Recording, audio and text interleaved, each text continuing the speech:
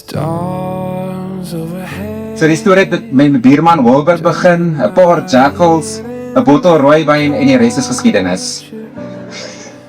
En nou is hulle verslaaf aan die wyn.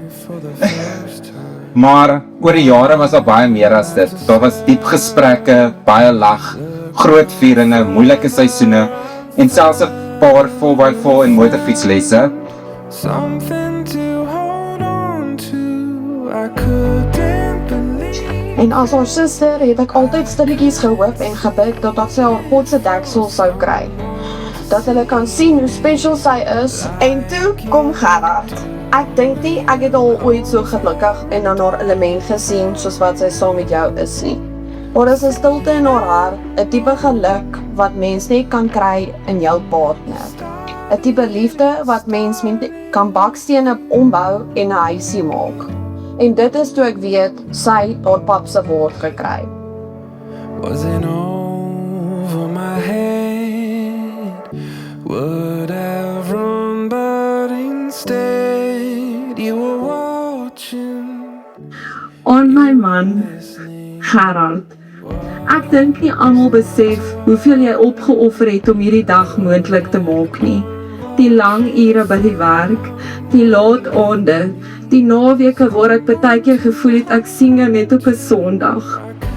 Jy het jouself moeg gewerk, sodat ons vandag hierdie droom kon leef.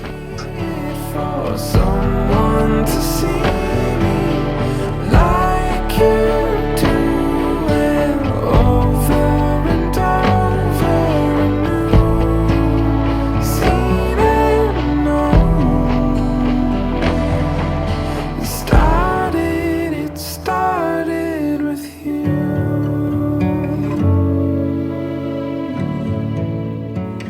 En dis my gebed vir julle, dat julle in daai liefde sal stap, waarvan die woord praat.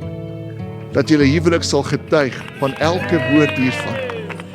Dat julle sal besef, maar die Here het ons vir mekaar uitgekies vir 'n oomblik soos hierdie. Ons het gekies om in verbond te staan, om die lig in mekaar se lewe te wees, om Christus te openbaar, ook aan ons kinders. En ons is gekies om die liefde van 1 Korintiërs 13 uit te dra.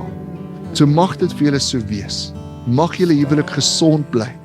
Mag dit woordgedrewe bly. En mag julle lewe lank ook daai liefde behou.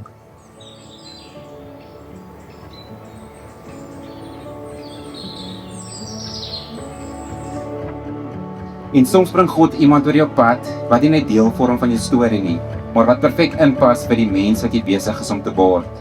Nie omdat julle dieselfde is nie, nie omdat julle perfek is nie, maar omdat julle mekaar aanvul. En dit is wat ek in Gerard en Donna sien.